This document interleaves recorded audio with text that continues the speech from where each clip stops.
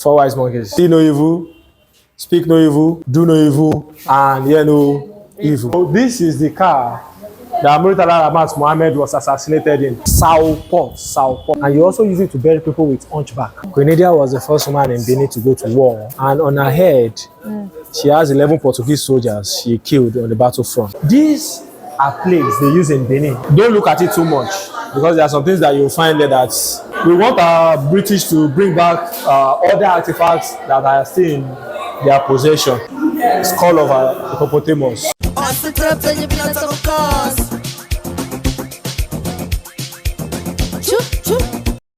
When many people think of Lagos, they think of traffic, skyscrapers, beaches, and the fast-paced life of Nigeria's commercial capital.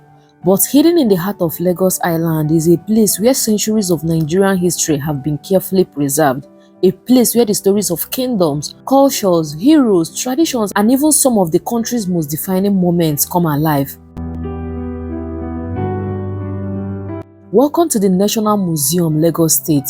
Located in Onikan, Lagos Island, the National Museum was established in 1957, making it one of the Nigeria's oldest and most important museums.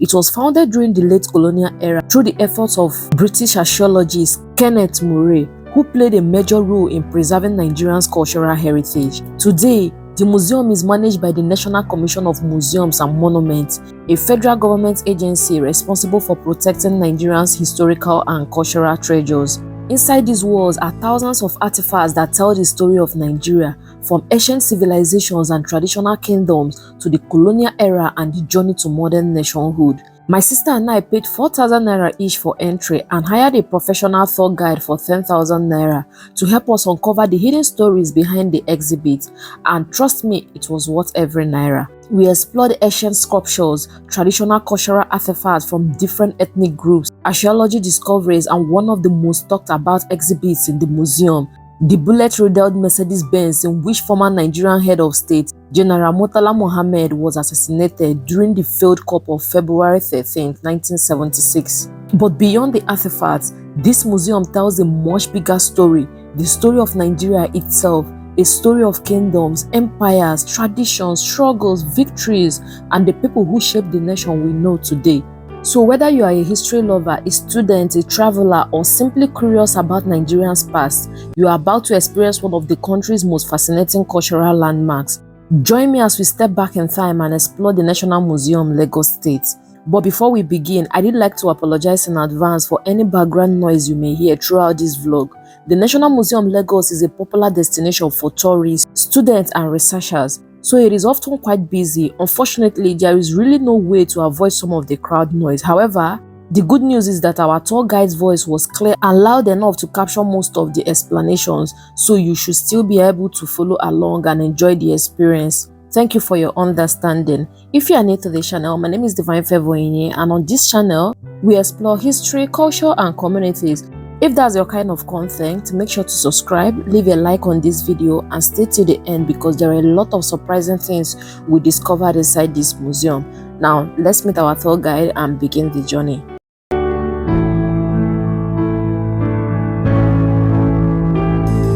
Alright, so welcome to National Museum of Lagos. Okay. Here is a art gallery tagged Echoes of the Past. Now, when we talk about echoes of the past, we talk about voices, stories, things you've heard, your great-grandparents, parents, friends, and all, that they have also heard from someone that you've imagined in your head that how true is it? How will it be in real life if it had happened when you were born? Things that has happened in the past that you have no knowledge about, but you keep imagining, oh, how was it like? But yeah, you want to understand how actually it is in the real sense of life that we are familiar with. Now, let us go inside. Let us start. We have to start from how it started. Now, this is how it started. Nok culture. Nok culture is the oldest. You cannot start from the bottom, we start starting from the top. Now, let us start from Nok culture. This was around the 3rd century. This is around the 3rd century. This is the 500 BC before Christ to 2000 AD after the death of Christ. And these are terracotta. Now, what was the idea behind clay terracotta? In Plateau and Kaduna State, they were farmers in those days. So after farming, they leave the farm to go to their families, right? When they come back the next day, we have a lot of their crops being devoured by crows and birds. What could they have done? At times, they sleep on farmland for days, which will, in one way or the other, affect their homes. So one of them came up with an idea. Okay, let us make a monkey head with clay. They put it in fire to get dried up fast. Then they put it on a stake and put it on every angle of the farm. At night, when birds come, they will see the heads. They will feel it's human because monkeys look like human. Oh, there are humans on the farmland. Let us move away. So they started having low impact of pests, of birds rather, on their farmlands. So that brought the idea of, oh, we can also use this to tell stories of what is happening so that our generation to come, we have an understanding. That's how we have them here. And they are always perforated, nose, mouth, ears. Now, wherever you see women unclad, we all understand what unclad means, right? Yeah. It means fertility. Anywhere you see it, it means fertility. Look at this one over here also. So, that is majorly what knock terracotta is, and is mainly used now, in those days rather, for burials. I know you might be wondering why burial. Why is it that we are taking life from the burial aspect? Now, burial was a very important part of our life in those days. Whenever a person dies, the way and the manner at which you bury the person speaks a lot about how the person will function in the other world that they are going to, according to our forefathers in those days. They believe when the person dies, there's another place that the person has to go to. So the way you bury them now determines how well they will spend the other world. Let's continue. The next stop is the Calabar. The ones from Calabar.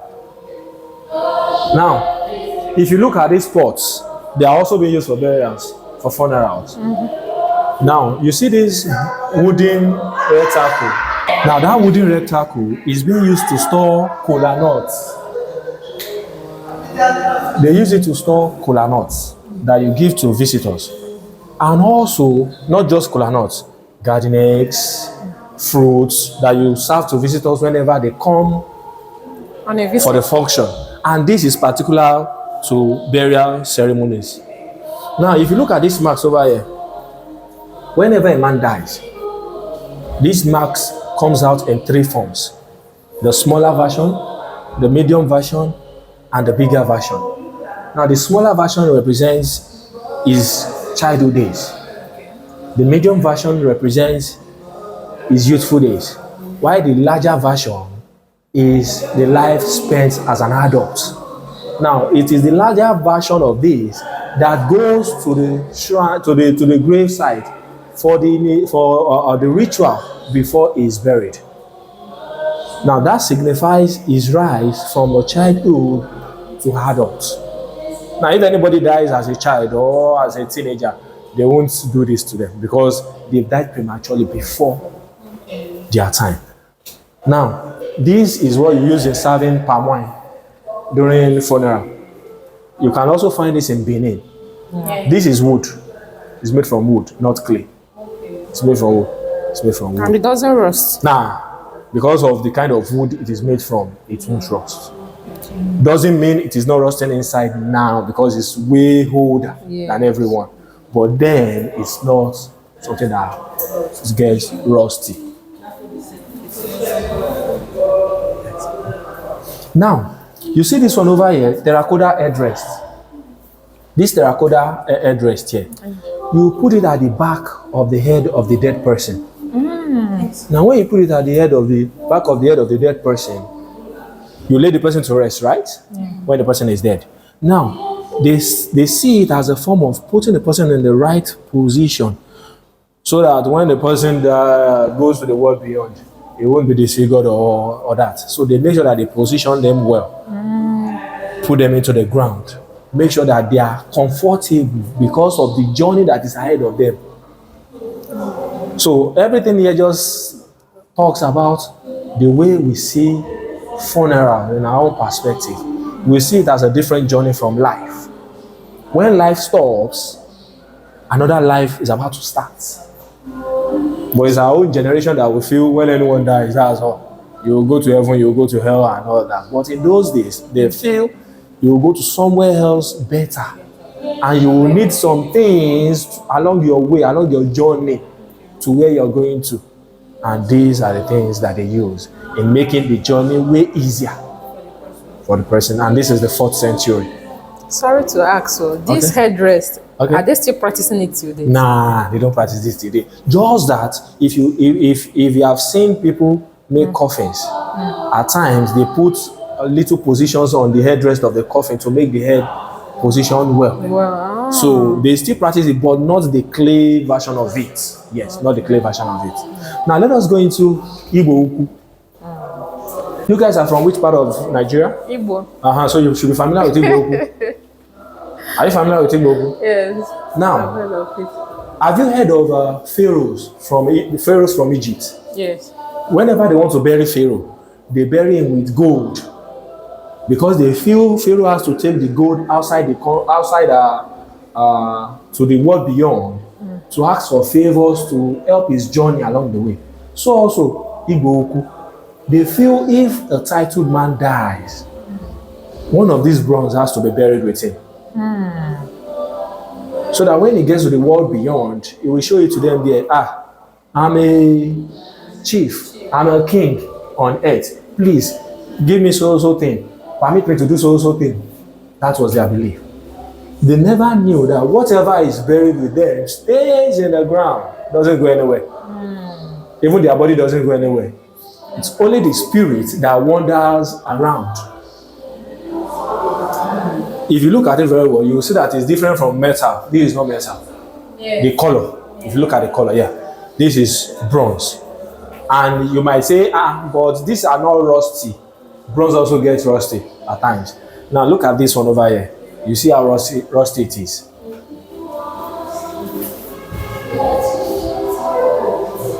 This is a calabash or what? Yes. This is like a vessel. Now, most of these things were dug from the ground. So no matter, so there's no how it won't be rusty at some point. Do you get that? Yeah. So let us continue.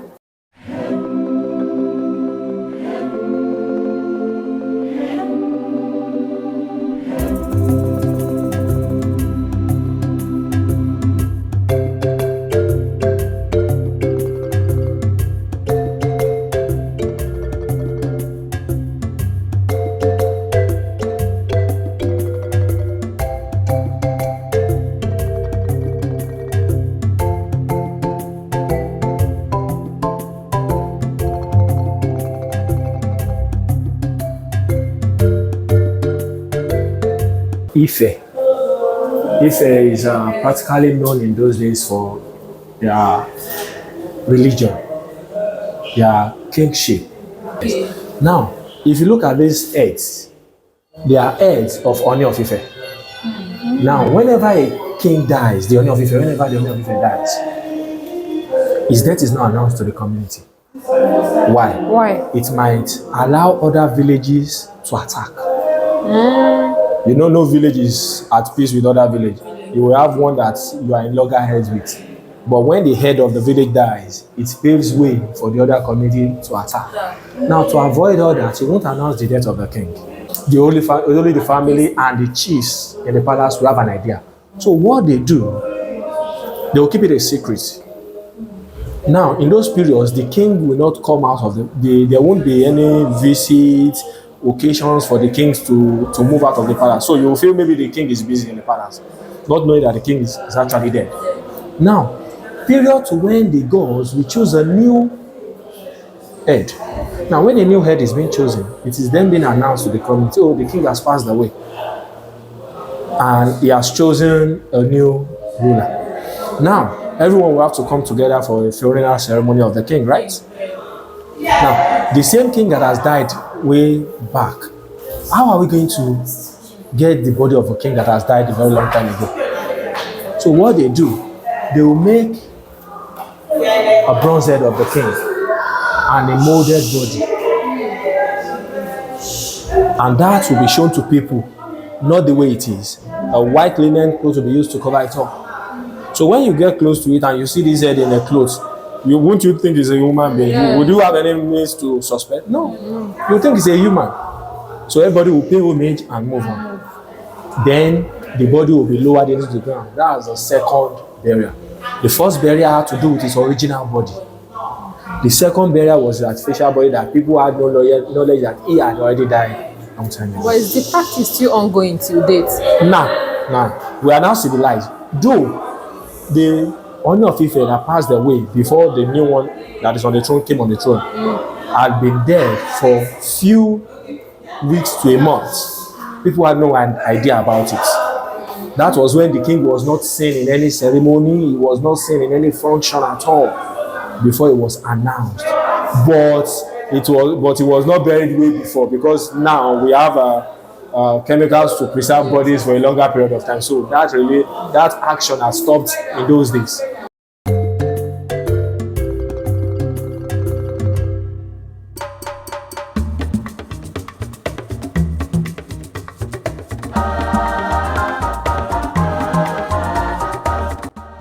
That's why if you look at this image over here, that's the upper half of the Oni of Ife.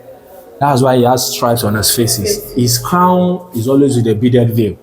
So the beaded veil covers his face and makes it impossible for villagers to actually see, because the king is a very sacred king in Ife. No one is meant to see him anyhow, anywhere.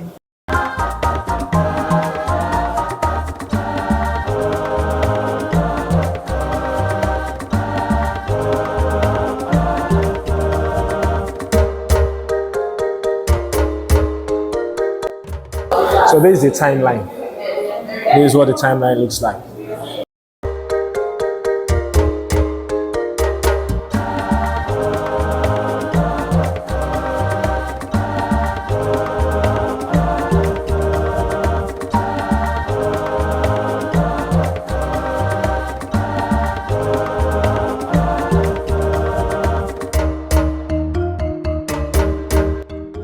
This is the concluding part of Ife. Now, have you heard of the saying Osoin? Someone talks like Osoin. No. You've not heard? No. But you've heard what Osoin is? No. Okay, this is Osoin. This is Osoin staff. Osoin in those days is like a local pharmacist where you go to when you're not feeling so well. Oh, when you get to the traditional house, the traditionalist jiggles is Osoin staff. Get solutions to whatever you need. Oh, tell her to get pantry branch, tell her to get coconut leaves, tell her to get this and that, boil it together. It becomes herbs. Drink it and the person gets okay. Now, okay, so this is more like consultation. Yes, like a local pharmacist. And also, the noise that comes out of this is like those industrial blenders that they use in markets. You know how noisy, yes, this when you jiggle it. You know how horrible the noise is. That's how the noise is very loud. That's why they say the person talks like Osoin. The sound has no meaning to one's ear. Only the diviner understands what he is getting from the sound, and he will deliver the message to you. You have seen this in your Nigerian movies. They wear this to war. This is like a war garment. Now, this has black magics attached to it. When you shoot the recipient or arrows, guns, nothing will affect the person. And over here we have the Ori cult. The Ori cult is where you take a child to when the child seems not to be successful in anything he or she is doing. It is the Ori cult that you take the child to. In the presence of this corpse, the child will be bathed from head to toe with local soap and sponge. Now you are washing off every bad luck. This is cowrie. Symbolizes fame, wealth. Then the life of the child starts attracts wealth, fame, power. Do you know what this is? Ifa. I know it's a point. Do you know the definition? What is on it?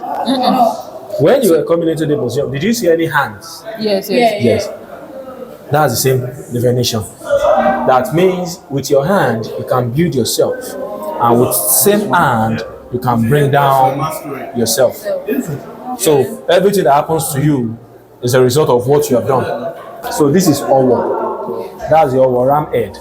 That's his pendant, and it also has the original wooden version of it. And beside it is the Epa mask. They all use these for traditional rituals and all. When I mean ritual, I don't mean killing people to make money. No. You know, they have their own rituals that they do in various parts of the country, not to kill people for money, no. But it's being called rituals. It is now that we turn it to death of people and all, which was not in those days. We call it a house pillar. At times, we call it a house pillar, house post. We put it at the edge of the house, the front edge, to signify, oh, when you want to go to so person's house, you will see also pillar. And they put this into the ground. This wood. It's wood. It signifies a woman's fertility. That's why I said anywhere you see women unclad, it signifies fertility. Now this male and this is a male rather, this is a female. Oba Toseido, the king Toseido, the one that ruled Nope. These were the items. Sorry, Nope is in what state? It's in northern part of Nigeria. Which state in particular? That's Niger State. Now, when he wanted to go on the conquest to overthrow Nope, to rule Nope, the coastal line that he passed through, he dropped one of these images in each coastal line that he had to pass through. Images are both animals and human form. So if you look at it, this is a woman. That is Tada over there. That's Tada. What is Tada? What is it? That's a bronze art. It's a bronze art. That's the name given to it. There are little creatures that have bulky eyes, wider foot. That when you look at them, they look more like they are not normal humans. Yes. This hand-woven clothes, it is being used for burial ceremonies. When the person dies, after embalming the person with, they have liquids that they use in embalming the person, they will then use this cloth to roll them up before burial. The Akakari are great sculptures. Whenever a person dies in active service of the community, you have to put it at the edge of his burial site to signify that this person had died in honorable way. So whenever anyone passes through their burial site, you have to wait and pay homage to that grave to honor the person that is being buried there, because they have laid down their life so that there will be peace in the community. They are only peculiar to Kebbi and Niger State. And also, they also use them in Sokoto. They also use them in Sokoto. Now, have you seen that's a woven cloth also? They use it for burial. Just like the ones. Yes, they used to wrap Muslims. Yes. Now, these are fancy purses. Imagine someone gives this to you. Would you accept? No. Why? Are you not beautiful? No, they are not. It's iron now. Now they are actually bronze. Now they use this to store medicine and tobacco. They need to store medicine and tobacco. Like what those afar, what those native doctors? Yes, the traditionalists. And also we have bangles. This is amulet. This is bangle. This is bangle over here and amulets. You can see how old and a bit rusty they look like. Yes. And we have the buckets and the bowl. So you see that this one is a more that's already bust at the edge there. Yeah. It's already rusty. So to let you know that these artifacts are not just artifacts that are being done now. They have been in existence. Long stick for. That's a spear. You know what they use a spear for now? To fight. Not necessarily to fight alone. You also use it whenever you are in the farms for protection and all. We want our British to bring back other artifacts that are still in their possession. We are still expecting it. The artifacts in their possession is from where? From Nigeria. Which state in particular? We have a wide range. Benin and various parts of Nigeria. So we want them to bring them back. British, how far? Bring back our artifacts. So over here.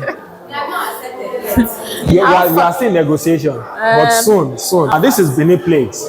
Now, in your houses, you have your picture frames, right? Yeah. Now, these are plates they use in Benin to tell stories of what has happened in the palace, activities, events that have happened in the palace.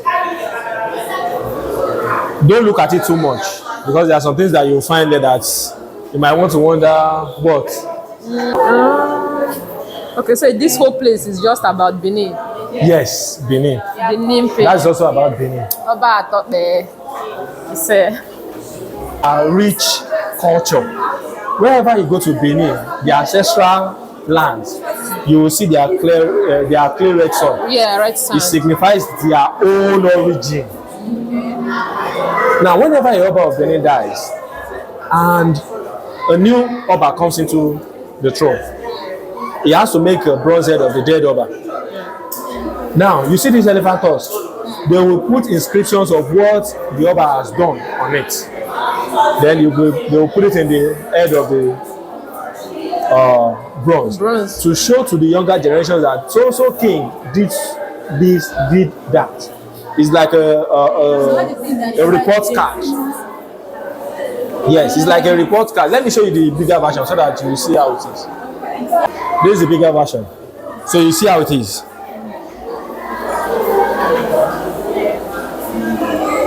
And this is when the British came to Nigeria to raid Benin Kingdom, the Oba of their palace. These are elephant trolls that they have not given descriptions on at all. They are still fresh and new. They are not used at all. All these were taken away. Till date. Yes, and we are still clamoring for some of these to be returned. Now, this is being used by the Queen Mother. Okay. This is for the Queen Mother's altar. The Oba has his own altar. The Queen Mother has her own altar. So this is what she uses. It is associated with her spiritual protection. She has in her altar. It's like a protection over her. So the Queen on her own is like an entity different from the Oba. This is the altar realm now of Benin. These are 4 palace guards that guard the altar. You know that these places are not places that you can just leave idle without people watching out for what goes in and what comes out. That's why it is way easier that you can just go in there, steal something and sell it off. So they need to be protected. Now, this is Oba Benin of Benin. He was sent on exile by the British because he wanted to bow to their request of them overtaking Benin, colonizing Benin. He was later sent on exile to Calabar, where he was later killed, not by the British, but by his own people. Because then he had a son who was to be on the throne, and it's a taboo in Benin for 2 kings to be on the throne. One has to die, so the father had to die. Yes, the father had to die. That was why he was killed in Calabar. Not that he was assassinated or murdered. Now, by the way, I found this sand they put here very fascinating. Like, apart of the whole place. It's only this place they put this red sand. Yes, that's Just why. to, That's like why the I said. artifacts alone is not enough to describe Benin. We need to go extra. Do you see? Did you see? So anywhere you see leopard in Benin, it signifies the king's strength, power. Mind you, in Benin, they use real leopard. They don't use bronze leopard. Yes, yes. This is just like an illustration of what is in the palace. But in the palace in those days, real leopard is what you will find around the Oba. Real leopard. So to show that he is a brave man. Now this is Queen Lydia. We call her Iye Oba. Yeah. Yes, that's the mother of King. Now Queen Lydia is a very respectable woman. When we are done, I will also show you a statue. We have it outside, so you can see how she looks like, and I'll tell you a bit about her when we see her statue outside. I want you to look at this bed, the bed of prophecy. Wherever you see this bed hovering around the palace, it means one thing. Either something bad has happened in the palace, or something bad is about to happen in the palace. Now this, we call this Ibe. Ibe. Now, if merely looking at it, they are small, light to the face. Yeah. But when you get hold of it, it's quite Very heavy. This Ibe, these swords, they use it for ceremonies, initiation ceremonies. That is like a royal symbol of the Oba and the chiefs. They come. Is it like a shrine or something? They symbolize our ancestors, the humans that have gone, so that people can actually look at them, communicate, and do all that divine and the rest with them.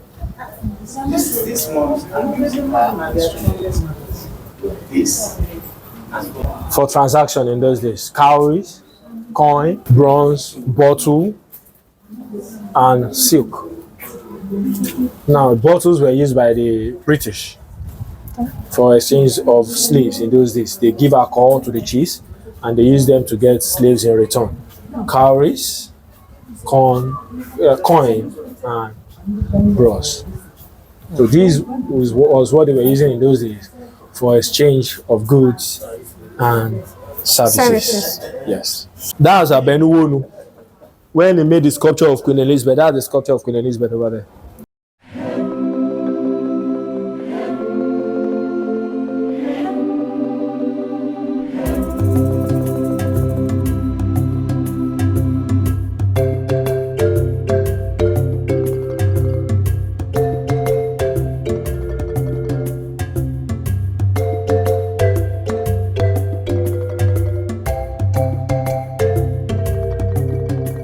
Made from different material, and we all are familiar with coral beads, right? Do you know how coral beads looks like in those days?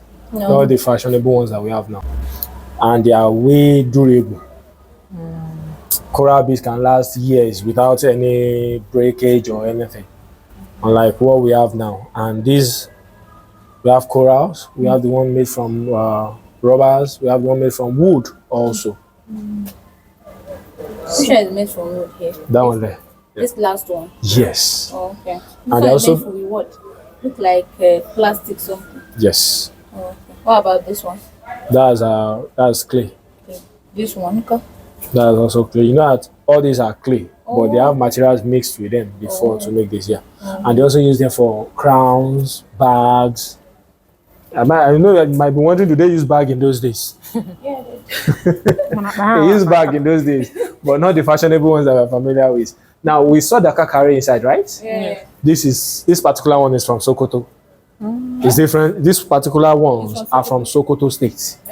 The ones we saw inside were from Kebbi, Niger. I told you the other time that we also have them in Sokoto State, so they have their different designs. Now here is pottery. Pots, jugs, cups, kettle, clay lampstands, and all. These are the things we use in those days. Now that perforated pot down there, any idea what it is being used for? This one that has wood. Yes. Any idea? This is for fire something. I don't know. To cook. No, To cook. not to cook. That How will anything stay inside this you one to put cook? like something like meat. Meat or fish, you hang it to your kitchen ceiling. Yeah. So whenever you are cooking, the heat goes into it and makes so it it will dry. not spoil. And also, they use it to wash locust beans Oh, okay. during preparing while you are preparing it, because it has a lot of sand. So you have to use this to wash it very clean. well. Yes. Okay. And in Ghana and other parts of the country of the world, some African part of the world, they now use this to eat the clay pots.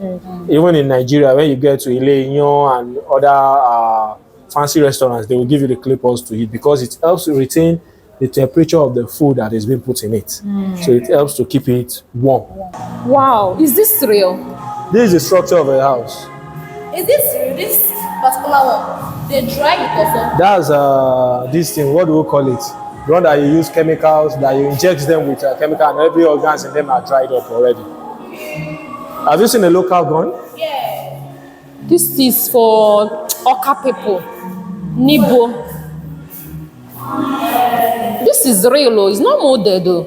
It's wooden gun now. It's not fake. What do you want to use it for? Okay. So you see this structures one's of for houses palm down wine. there. For palm wine, right? Which one? This one? Eh. This one is for fishing now. This is a fishing basket. This one. This one uses to climb the palm tree to Yeah, tap palm palm wine. tree, yes. And these are structures of houses. Abi? Structures of houses. Old houses.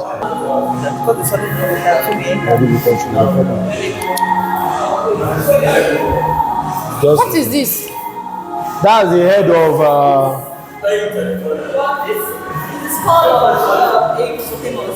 hippopotamus. Wow. The skull. Only the head is this big.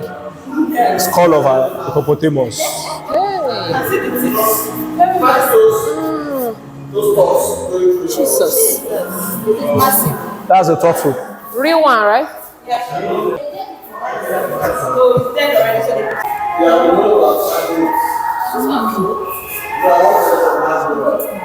No, Auntie. Is not that You see the head and the small leg. What will be this one? What could be Odin?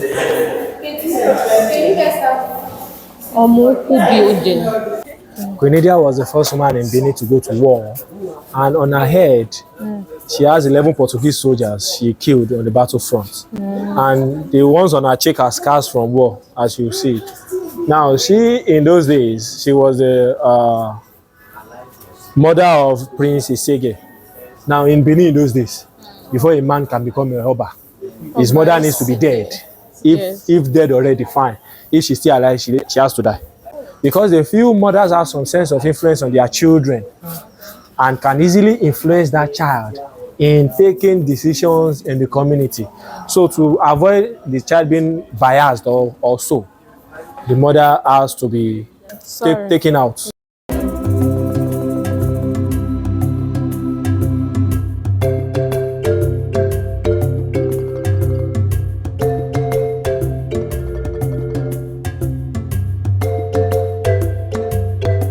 Sow pot. For what? Go on the circuit so that you can see how deep it is. We use it to store grains, rice, beans, corn, millets, and you also use it to bury people with hunchback whenever they die. You bury them inside. Yes, Is in it the like ground. the grave cannot contain them or something? No, you know that those people with hunchback are being regarded as people that are not normal humans, just like you and I. They are spiritually inclined. People kick against them in those days that, oh, who are these kind of set of people? Yes, so they don't bury them the same way they bury a natural human. So whenever they die, they put them in the pots and bury them in the ground. But it's This no is like their longer own practiced now casket. like that. You hardly even find hunchbacks around any longer. Yeah. They have gone in extinct, yes. Not that they don't have them, but they still have them, but you rarely find them now. Okay. Ayahu means the eyes of the sun. Is it Yes, language? it's a deity in the eastern part of Nigeria. Yeah. So this was the habitation of the British when they came to Nigeria. artifacts were taken from various parts of the country, taken to Calabar, some were brought to Lagos here.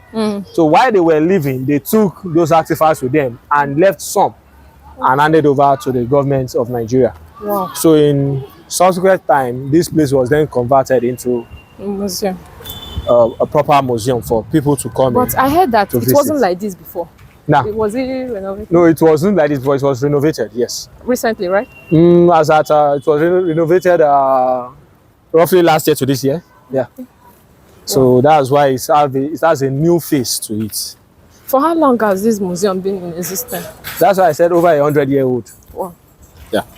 It's massive. That's why you can still see the hut houses that were left then. They are still in existence till date. If you look at the lower part of those hut houses, they're already being cemented so that it won't go down to the ground. The pot, jollof rice pot.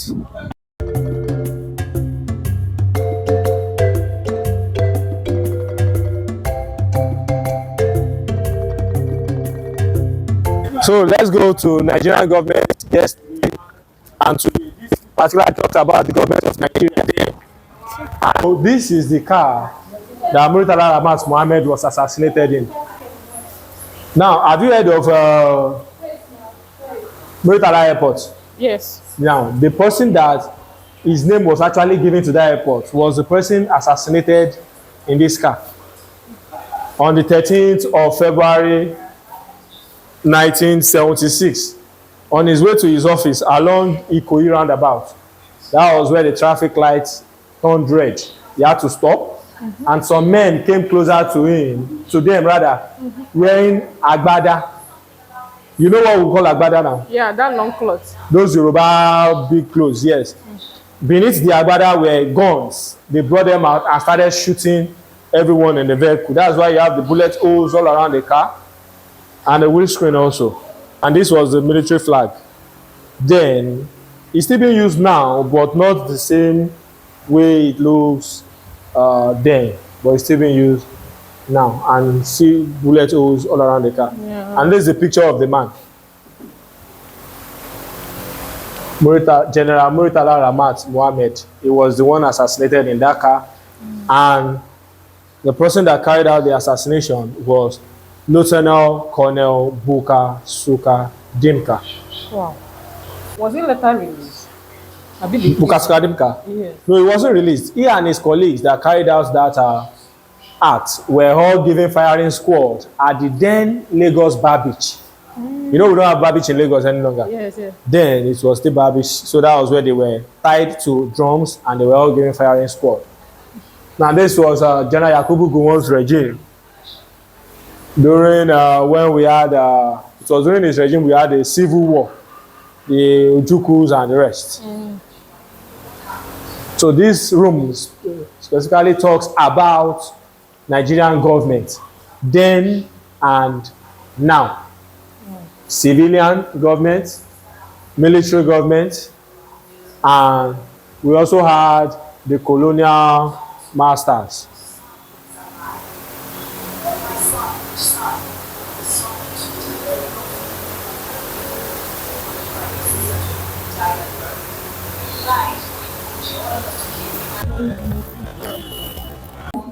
Four wise monkeys. 4 wise monkeys. See no evil, speak no evil, do no evil, and hear no evil. Yeah. So everything here are made out of wood. Yes. Okay. They can even carve humans out of wood from here. This is Quinidia.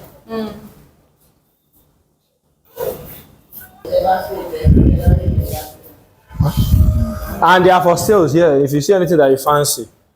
And it's also being played in various parts of the African continent. Ghana, Cote d'Ivoire, Sierra Leone, and all. So it's just like a universal game. Say bangles. How much are they, ma? 10,000. How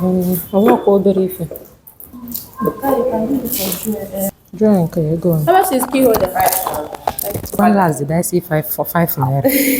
Okay. How much is this one, ma? This one. This is short. 120. 120,000. That means now real wood. You go use your children go use. That's why it's only so it's not really. And that's how the ladder looks like in those days. Not the that's ladder. That's how it looks like in those days. Okay. Not the popular ones that you guys are familiar with now. Thank you very much. What is this one? Yes. We have t-shirts for sale. No. Eh. Design. I keep things on Yeah, that. deco. I said, You have not yet sent it. I've sent it. it's from up there. National handloom. Oh my God. Okay. Yeah, I've sent it. Where else? Traditional handloom is being used to weave clothes. Okay. So these are the threads and this is the end product. Manually. So, yes, manually. And these ones in the pictures, those are the Is it not Ashoki? Is it not Ashoki? ashoke. Yes. Okay. They use it for weddings and all. They also use it for gowns. Okay. If you check the this thing here, you will see them for pant trousers and all. My sister. I think they fit one on you. Come on, the short. I don't. They now use them for pant trousers and all. They use for And design comes and in all pant different trousers. And design. all. So something like this shorts now, if you want to get it for your boyfriend, see this ashoke. And you can use this on, hey, madam, please, on sneakers, on any round neck for parties or anything. Okay, sorry, So- my name. Okay. So that's that one. And the beads, before we leave, the beads. I should go key holder. 5,000. So, 1,000, yeah. so that's all on National Museum. Okay. Thank you so much for taking me You're on to welcome. this guy. Which day do you guys open? We Throughout the open week? every day of the week, Mondays to Sundays. Monday to Friday, Okay. we open by 9 and close by 4. Saturdays, we open by 9. We close by 3:30 on Saturdays. On Sunday, we open by 11 and we close 4. Okay. So we are open every day of the week. Thank you very much. You're welcome. Thank you guys so much for watching. If you did enjoy this video, give your girl a thumbs up, subscribe to the channel if you haven't already, and tell me where else you want me to visit in Lagos. And with that being said, I will see you all in my next video. Okay, bye.